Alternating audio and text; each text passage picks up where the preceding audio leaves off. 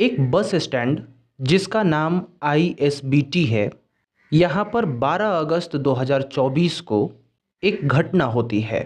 दरअसल इस बस अड्डे पर प्लेटफॉर्म नंबर 1 पर एक दुकान बनी हुई है जहाँ पर लोग जाते हैं और मैगी खाते हैं, जिसे कहा जाता है मैगी पॉइंट।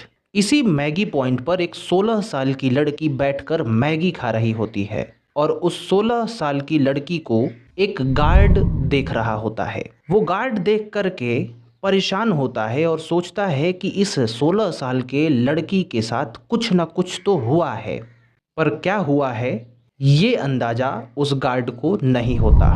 कुछ देर उस लड़की को देखता रहता है गार्ड। उसके बाद चाइल्ड वेलफेयर के नंबर 1089 पर गार्ड फ़ोन कर देता है और उस फ़ोन कॉल पे बताता है कि मैगी पॉइंट पे एक लड़की बैठी हुई है जिसे देखने पर कुछ अजीब सा मुझे लग रहा है। ये सुनते ही चाइल्ड वेलफेयर वाले वहाँ मैगी पॉइंट पे आ जाते हैं और उस लड़की से कुछ प्रश्न पूछते हैं, पर वो लड़की से जो भी प्रश्न चाइल्ड वेलफेयर वाले पूछ रहे थे उसका जवाब वो लड़की नहीं दे पा रही थी। यहाँ तक कि अपना नाम भी वो लड़की सही से नहीं बता पा रही थी, जिससे चाइल्ड वेलफेयर वालों को कहीं ना कहीं अंदर से लगा कि हाँ ज़रूर इस लड़की के साथ कुछ गलत है, क्योंकि लड़की ना तो अपना घर का पता बता रही है और ना ही अपना नाम। चाइल्ड वेलफेयर वालों को जब ये पता लगता है कि लड़की के साथ कुछ ना कुछ तो हुआ है, अब क्या वो भी नहीं जानते, तो उस लड़की को वहाँ से उठा लिया जाता है चाइल्ड वेलफेयर वालों के द्वारा। आज 13 तारीख है। 13 तारीख को लड़की से चाइल्ड वेलफेयर सोसाइटी वाले और पुलिस दोनों ही साथ साथ पूछ रहे हैं कि आखिर तुम्हारे साथ क्या हुआ है, तुम कहाँ से हो, क्या हो। लड़की चंद एक सवालों का तो जवाब देती है, पर उसके बाद कुछ नहीं बोलती। लोगों को लगता है कि शायद लड़की ऐसे ही नहीं बोल रही है, ये सभी लोग नॉर्मल होते हैं। लड़की से पूछा जाता है कि तुम इधर क्या कर रही हो, तो वो अधिकतर बोल रही है कि वो कभी कभी दिल्ली, पटियाला जाती आती रहती है। लेकिन जो ही सब पुलिस पूछते हैं उससे कि तुम्हारा परिवार कहाँ है, तो लड़की कहती है मेरा कोई परिवार नहीं है, मैं इस दुनिया में अकेली हूँ, और ये कह के लड़की चुप हो जाती है। 14 तारीख को उसने कोई जानकारी नहीं दी। 13 तारीख को रात को लड़की को लाया गया है, लेकिन 16 तारीख को अचानक काउंसलिंग के दौरान वो लड़की कुछ बोल पड़ती है। कुछ ऐसा बोलती है जिसे सुन करके पुलिस वाले दंग रह जाते हैं। वो लड़की कहती है कि मैं मुरादाबाद की रहने वाली हूँ, दिल्ली गई थी और फिर मैं देहरादून आई हूँ, लेकिन यहाँ आने के बाद 5 लोगों ने मेरे साथ बारी बारी से कुछ किया है, कुछ गंदा। ये सुनते ही पुलिस वाले बिल्कुल शॉक्ड हो जाते हैं, चाइल्ड वेलफेयर वाले बिल्कुल शॉक्ड हो जाते हैं और तुरंत ही जो बस स्टैंड है वहाँ के CCTV फुटेज को चेक किया जाने लगता है कि आखिर ये लड़की किस बस से आई है और आखिर बस स्टैंड पर अगर ये कुछ हुआ है तो कहाँ हुआ है। CCTV फुटेज के द्वारा और भी कुछ जांच पड़ताल के द्वारा पुलिस तय कर लेती है, पता कर लेती है कि ये लड़की किस बस से आई है और फिर ड्राइवर को गिरफ्तार किया जाता है। ड्राइवर को गिरफ्तार करने के बाद पुलिस ड्राइवर से बहुत सख्ती से पूछताछ करती है और पूछताछ करने के बाद जो ड्राइवर बताने लगता है पुलिस भी सुन करके हैरान होती है। चलिए एक एक करके मैं बताता हूँ कि क्या हुआ उस लड़की के साथ उस बस स्टैंड पे। दरअसल लड़की रोडवेज बस में बैठी हुई होती है। उस बस में कोई नहीं होता, बस खाली हो चुकी होती है, सारे लोग निकल के चले गए होते हैं, पर लड़की अभी भी उस बस में बैठी हुई है। ये देखता है बस का ड्राइवर, ये देखता है बस का कंडक्टर। ड्राइवर का नाम है धर्मेंद्र सिंह और कंडक्टर का नाम है देवेंद्र। ये दोनों देखते हैं और लड़की के साथ फिर ज़बरदस्ती करते हैं। और अब क्या क्या करते हैं मुझे खुद ही बताने में शर्म आ रही है। लड़की सिर्फ 16 साल की है। ये कहानी अभी यहीं पर नहीं ठहरती।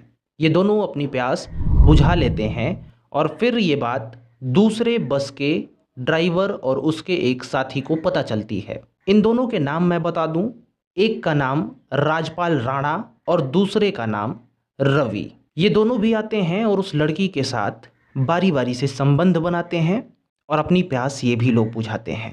हालांकि होना तो ये चाहिए था इंसानियत के नाते कि पहले के ड्राइवर और चपरासी जो भी कंडक्टर हैं उन लोगों ने ये सब किया है तो इनका ये लोग प्रतिकार करते, विरोध करते। पर ऐसा नहीं है। ये लोग विरोध नहीं करते बल्कि उसमें सम्मिलित हो जाते हैं और एक एक करके ये भी वही कार्य करते हैं जो इन्हें नहीं करना था। पर कहानी अभी भी शांत नहीं होती।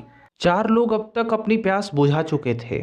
खैर, आपको ये सब सुन करके क्या लग रहा है कि अभी भी सेफ है ये दुनिया? ज़रा कमेंट सेक्शन में बताइएगा।